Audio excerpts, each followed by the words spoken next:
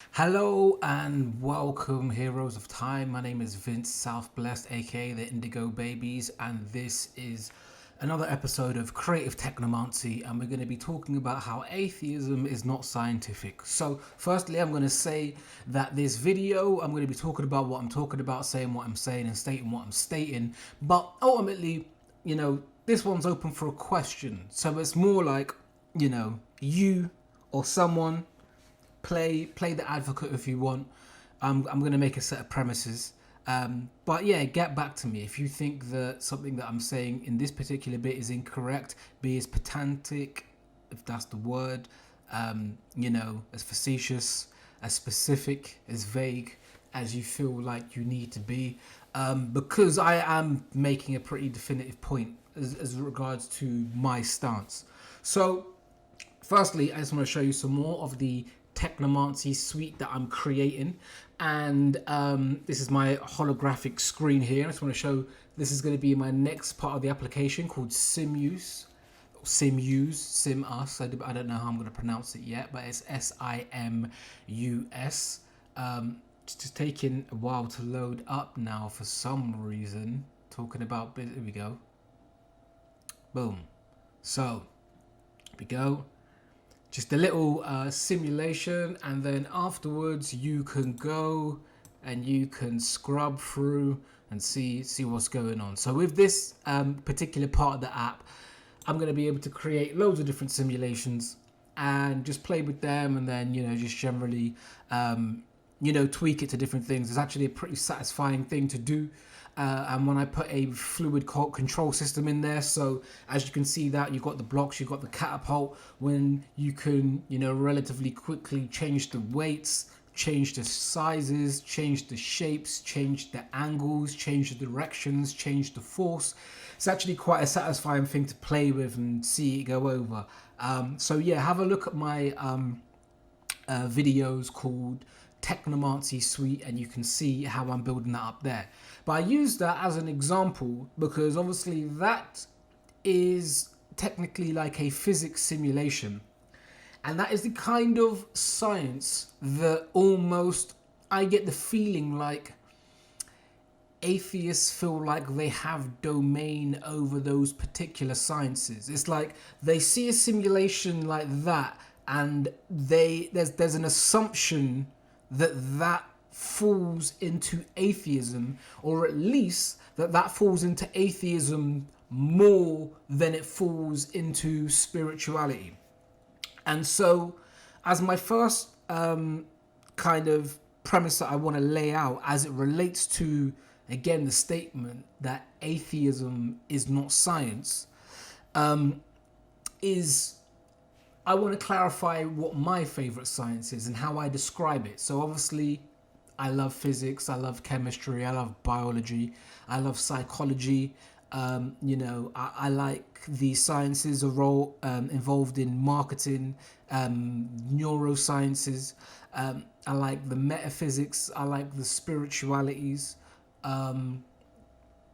I've always liked physical sports. I completely respect and been going to the gym more lately, so I respect the sporting sciences, the physiological sciences. I love all of those sciences. But my favorite science, as I describe it, is the science of hindsight itself.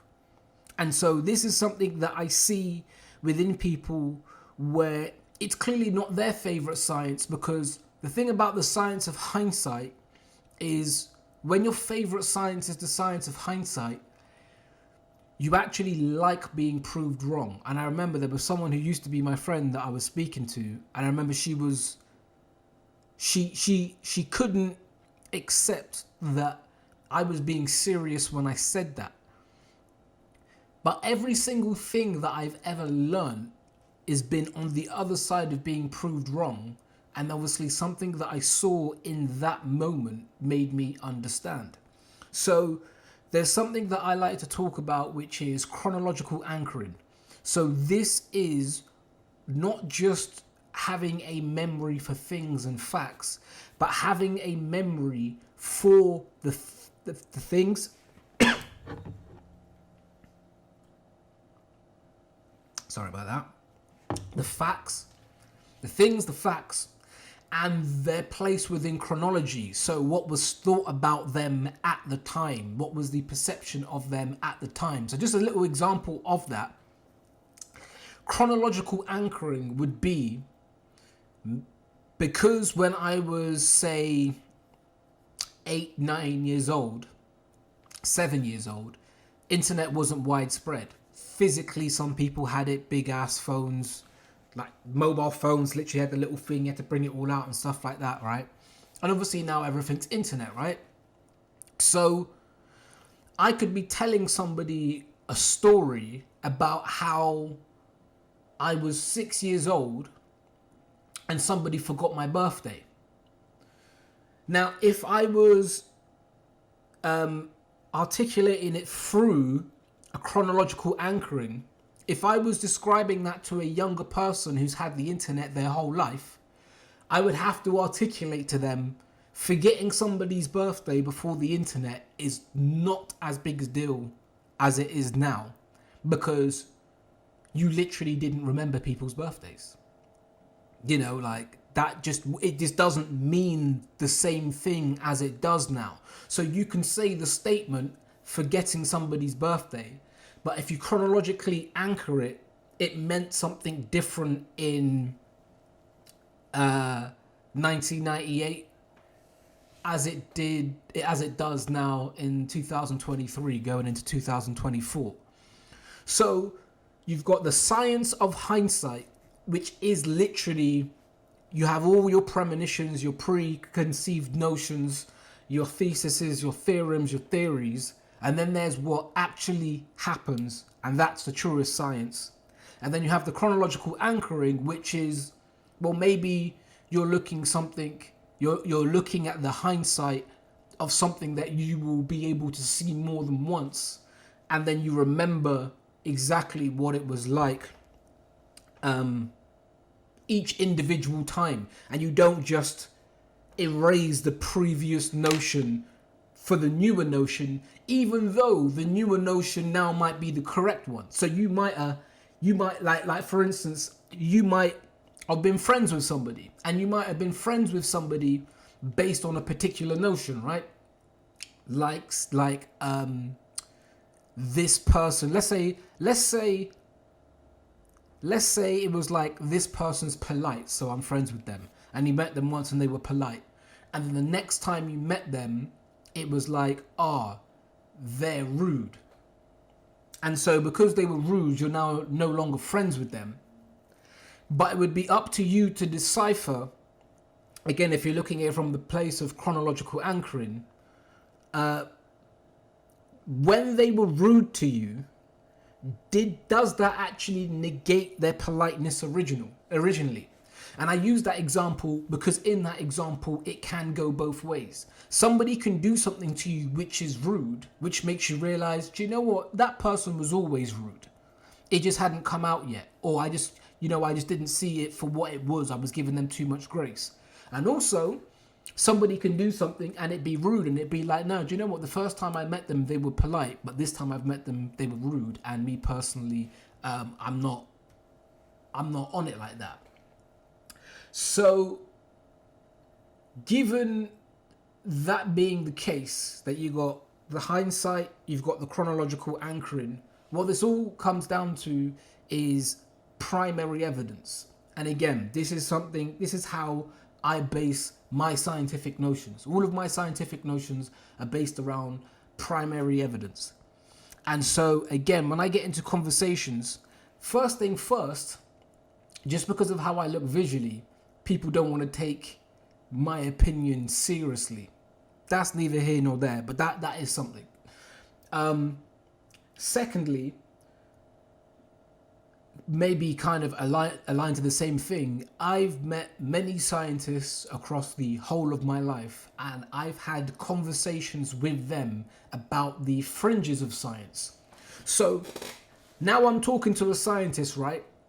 Me talking to a scientist about an experiment that they've done or the work that they do, that's not primary evidence for me.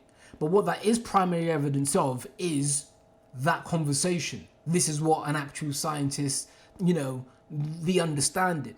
And so that given with my history in media, there's something where I understand that a particular scientist in a particular field of work can't necessarily come out and just, make a sweeping statement about something. One, because their job's on the line, and two, because it's a different type of discourse. They're held to a different level of scrutiny. And so me talking to individual scientists, and on a base level, me saying something and them being like, do you know what? That's fair enough. Do you know what? I can't prove you wrong. Do you know what? I don't agree with you, but my friend who's the exact same level, creed, and position as me, he has your opinion. So even though this individual scientist may not agree with what I'm saying, they know that there's other scientists who agree with it. And so in that sense, again, that's not primary evidence of me knowing that person, but that is evidence of the conversation itself to say, okay, well, I have primary evidence that even opposing views held by an individual scientist, there's an acknowledgement. And I say that to say, again, this whole thing about atheism not being being scientific, one of the qualifications that I've got to put into this is I think the first video that I made in this series, I spoke about how there's creation, and creation gets defined by a specific perspective on whether it's science, art, or magic. But science, art, or magic are just all creations, and so they're always created by an inventor. But usually they'll call the scientist an inventor, the artist the creative, and the magician a phony, right? But actually they're all just creating stuff. And so one of the defining aspects of my perception is whether somebody calls themselves an atheist, agnostic, or other. If I ask them the question, do you consider yourself a scientist? And they say yes. For me, being a scientist supersedes being an atheist. And so what I mean by that is, what I am about to say about atheism and atheism not being science, if you are actually a scientist out there and you consider yourself an atheist, if you're actually a scientist, then you're just concerned with the truth. And if the truth is that atheism isn't true, you would have to say you would go with that flow, right? And I think the same for creatives, and I think the same for magicians. So if somebody was to say, I'm an atheist, but then they're a musician, what I'm saying in terms of people's psychology probably won't apply, because the creativity will supersede the atheism. And what I've found is, again, between scientists, creatives, and magicians, that's where they find their spirituality. That's where they explore their spirituality. That's where they express their spirituality. So you're talking to a creative who says that they're an atheist. You start going down the rabbit hole about where they get their inspiration from, and things start sounding super spiritual, and so it's still for them, because, especially as a lot of people who've been in situations when they're part of maybe major religions, maybe religious cults and that kind of stuff. So there is a legitimate reason for people to kind of put the flag down and say, I'm an atheist, right? So this is definitely not against atheists. And like I'm saying, if you are a scientist, a creative, or a magician, I wouldn't even class you as an atheist. I think that those titles supersede. I think it supersedes it. And so with all of that being said,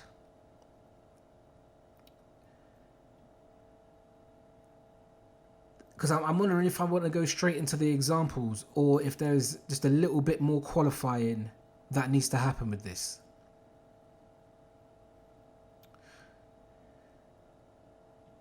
Well, I mean, okay, let me say this then.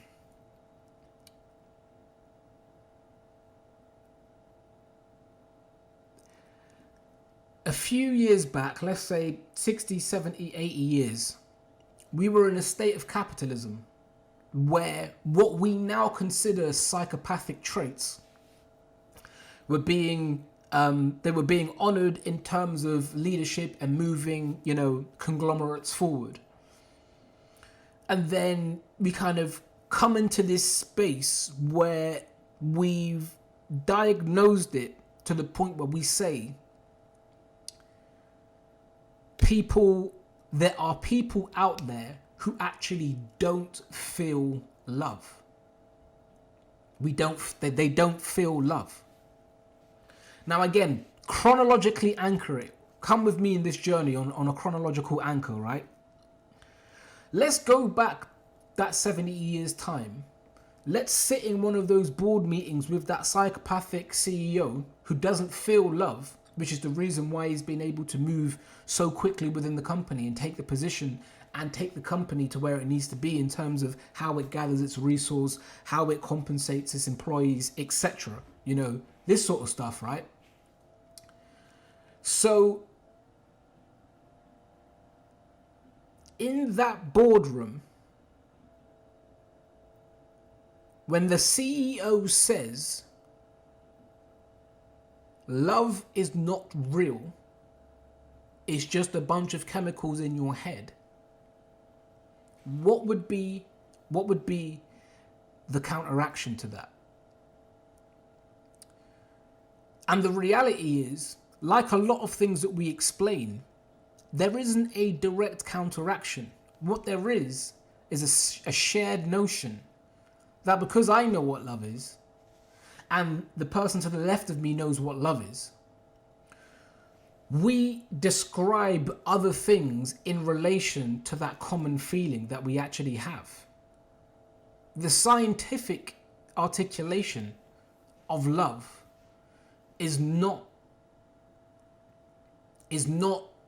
what proved the whole notion in and of itself. And so it was only in kind of a separate field making a diagnosis to say, in a very atheistic way, oh, these people don't have access to these chemicals based on their neurology. They literally don't feel what we feel. But what I find interesting is,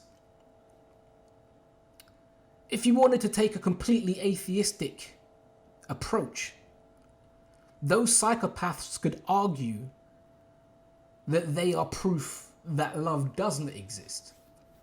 But obviously that's not the truth. And science is about the exploration of the truth. The truth is that we do have this feeling called love, and that there are multiple times in history where individuals have felt that transcend purely the physical experience and expression of it. And because the majority of the world has had access to that feeling before, it's something that we can unify on. And then, like I'm saying, we explain other things in reference to it. So somebody will say, oh, I love this tune. Now, there are actual tunes that they really do love. And maybe they just really like this tune. But because we all know what love is to some degree, we have these further references. And so I say that to say, and now I'm, 20 minutes in, and now I'm finally getting into it. But I am finally getting into it. When you were speaking to an atheist and you bring up that atheism isn't science, the first thing that they do is ask you to prove to them that God is real or that a soul is real.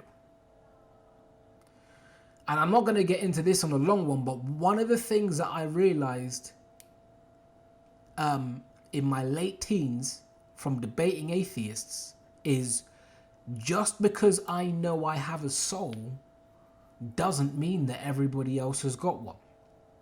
And so that's the first reason why I described this the way that I did, which is that atheism is not science. It's not to say that this video isn't going to prove to an atheist that God is real. So that's all my disclaimers out of it. So now let's get into it, right? So the first example that I got here is, since time recorded and pre-recorded, there has been an explicit understanding that at minimum plants, fungi, animals are alive and are sentient. That they have perceptions, that they have goals, that they have personalities, and that they have connections between each other, between species and between, families.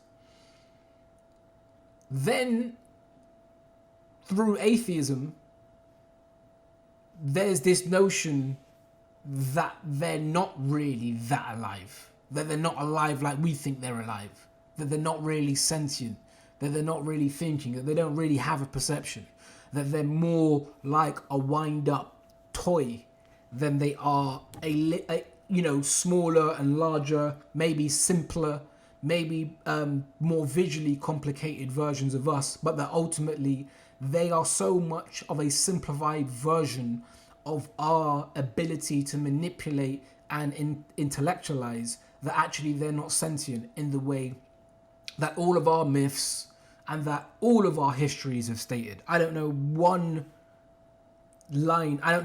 ethnic line that if you go back 1,000 years didn't understand that at minimum plants, fungi and animals were alive and sentient.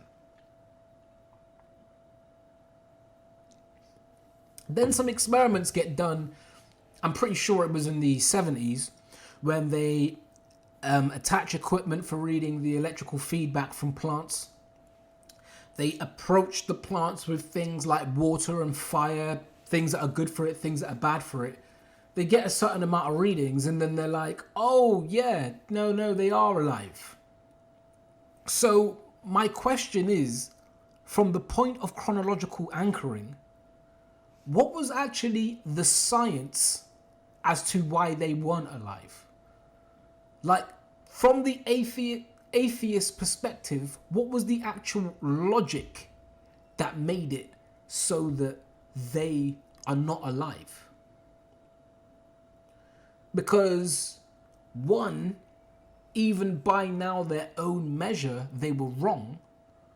But it's like I'm trying to articulate, like, the majority of humans' memory and oral and written traditions have always stated that they're alive, that there are ecosystems, that there's a balance in life in terms of what consumes what, and there's a cycle with that. So we've always had that information. And again, now we're in hindsight, and even by atheistic standards, that's been proven. So why? What was the science? What was the atheistic science behind saying that plants and fungi and animals weren't really alive? So the next point, which is on a similar sort of vein, you got people making assumptions about the cosmos, about how things are just flying and it's all just haphazard and it's just all bunches of this is the clockwork universe part of science. So this is pre-Einstein's input about how time and space and all of those kind of other theories that he imposed into people's psyches. Before that, it was clockwork universe, right? Pretty sure it was Newton. So you've got this idea of everything being mechanical and essentially, large-scale industrial. And then they get the ability to look at cells, and then they find out that we are made up of loads of tiny living things, completely destroying that whole notion. So, from an atheistic perspective, why are we made up of loads of tiny living things? Because obviously, a natural conclusion through fractal mathematics would be to say, oh, well, okay, we keep everywhere we look, there is life. We've now looked into life, and even life is just built up of loads of tiny little lives. So I can kind of do some basic pattern recognition here and understand some simple things that have been said, like above, so below, those kind of things. Based on the fact that cells operate the way that they do, that they're tiny little machines, that they are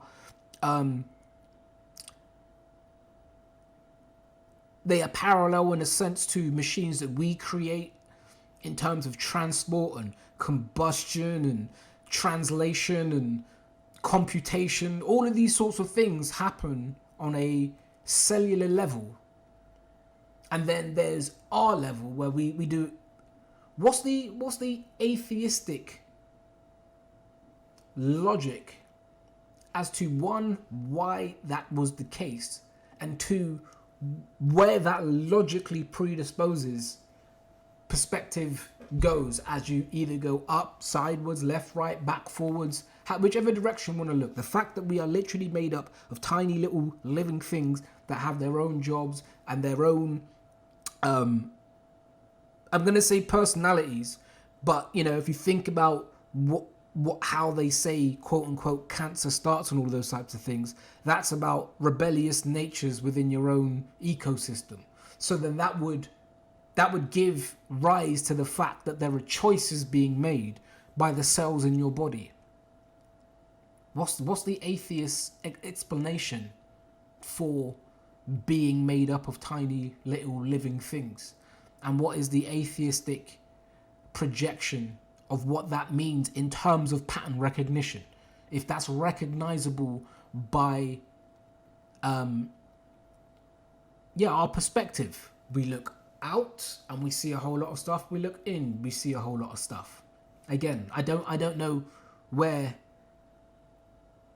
because again, the chronological anchoring of that situation, there's no atheist logic that would predict that that would be the case.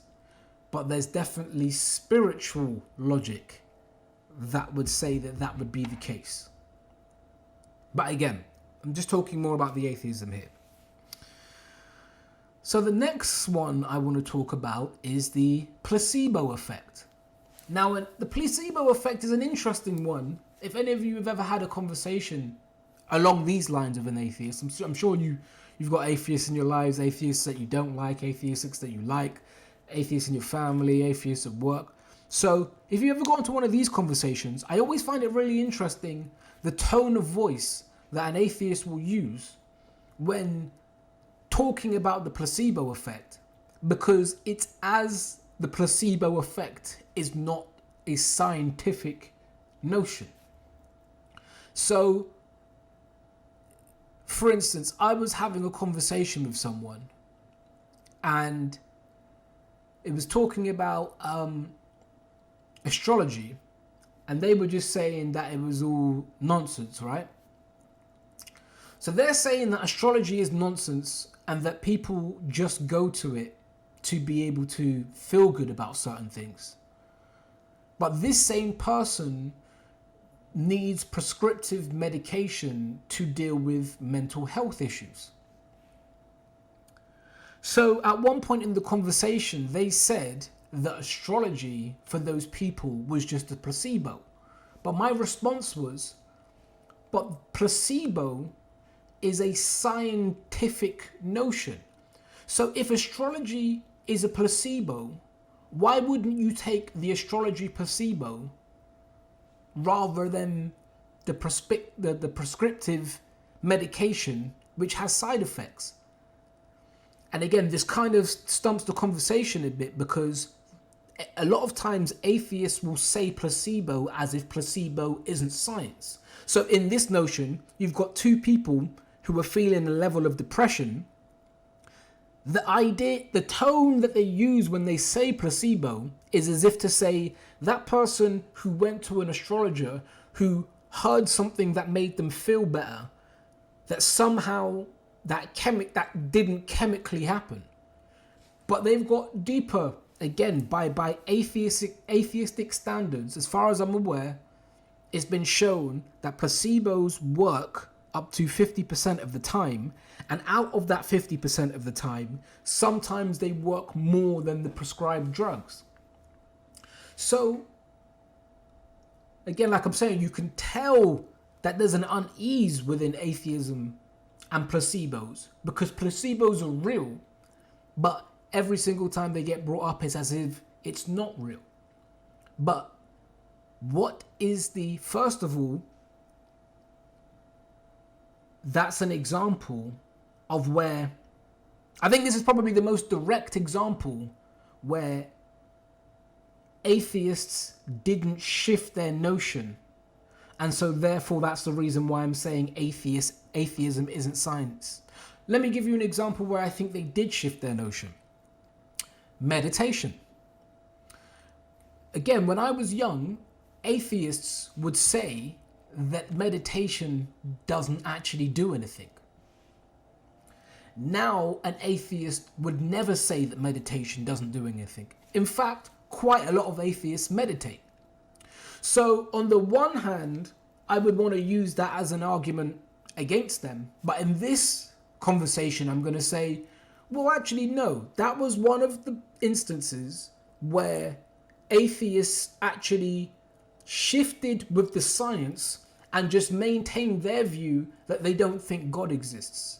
So even though the meditation as a practice comes from all of these spiritual homes of Africa and Asia and Americas and, ancient European, that kind of stuff. But I appreciate more that line of thinking, because at least, again, that God part is not the bit that I would debate. And so the appreciation and the adaptability to say, hey, do you know what? Meditation does work. Do you know what? Prayer does work. So that's an example where I feel like atheism actually shifted with the science, because obviously meditation and prayer worked before atheistic scientists proved that meditation and prayer worked. But atheists didn't believe it. So that's what I'm saying with the placebo. It's an interesting one, because I feel like it's a similar sort of notion to meditation, in the sense that it's the mind being able to affect the environment and the physiology of an individual. But it's one that atheists don't hold on to and don't. It's almost like every single time I have a conversation with an atheist and it comes up, I have to remind them that placebos are scientific, and it's like they agree by the end of it, but it's like, this is decades old information. I already know that you already know what I've just said to you. So why would you pretend that you didn't know at the beginning of the conversation, and then when you see that I know what I'm talking about, you're like, yeah, fair enough. And I know for a fact the next time you have a conversation, you're not going to be acting as if, oh, maybe I should apply the science of placebo in this situation because I've got nothing else to work with. Again, if anybody out there can help me with that, genuinely would like to understand, even if it's just for narrative perspectives. And so that kind of goes into the next point, which was, there was, when it came to I don't even realize I was going to connect like this, but yeah, when it came to doing the research on meditation and prayer, the atheistic notion was, When people say that they can feel God, they can't feel ish. And it's just inside of their head. They're not actually feeling anything. And it's just some collective, a collective echo chamber of people saying, yeah, I did you? Yeah. Cool. Then they do the research and they find out that there's literal chemicals that are getting released in people's brains as they say that they're having these feelings. Then chronological anchoring goes out the window. And now atheists try to use that as proof that it's not real. So, it's just chemicals in your head. Okay, but now we're back to the love situation. Because love, technically, you can break it down to just chemicals. But because we've all felt love, we know that or hopefully you have. If you haven't, I sure take this as a sign it's coming your way. But the idea, the chronological anchoring was, we're going to do these experiments because we don't think that there's anything physiological happening. We think you're just saying that you can feel God and you can feel this spiritual experience, but there won't be actually any signs. And then when they actually find the physiological signs, then they say, okay, now we're shifting it. Now the fact, because we can see the physiological signs, that's all you're feeling. That isn't actually, you see how it's convoluted itself? Because you don't have the chronological anchoring and you try and change what the perspective was in the past. The original thing was that they weren't meant to find any physiological reaction. That wasn't meant to be there. So now that they see that there is a physiological reaction, obviously there are people who for millennia have made drugs from resources that mimic these things. So I understand that those feelings can be obtained in other ways, and that obviously many atheists have done that. And so again, that might be the justification for them trying to minimize it. But that's like saying, that's like somebody summarizing the feeling of love to an MDMA experience. An MDMA experience will have you feeling a lot of love feelings, but in the course of your life, it doesn't end up being the same thing, because again, if you take chronology into it, you have the down afterwards. And obviously real love comes with its own up and downs, but it's just different. It's just different when you've actually felt it. So that's one of the prominent ones in my mind as it relates to shifting the goalpost. And so, again, I would just like to know, in 2023, is there actually any dispute that atheism isn't science?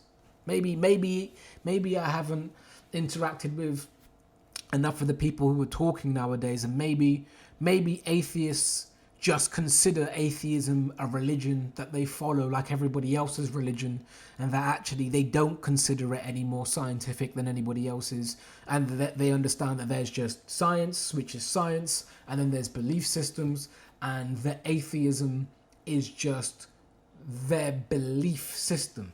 But atheism isn't science. As far as I'm aware, it's been proved wrong at every chance that it's had, and it has no standalone features. All it has is, you prove to me, as somebody who's never felt God and never felt my own soul, that God and souls are real, which is obviously going to be a harsh no and a swift exit. But again, I want to explore it. This is me effectively talking to myself on this subject here. So I would be very, very open to any any comments on this one. So, again, if you have been listening to this and you've got this far in the video, I hope a lot of love was going your way, irrespective of whatever belief system that you take. I hope you end up having not only a great today and tomorrow, but, you know, a productive and creative experience genuinely and generally as you explore and navigate your personal adventure. I hope it's been blessed so far, and I will see you in the next video.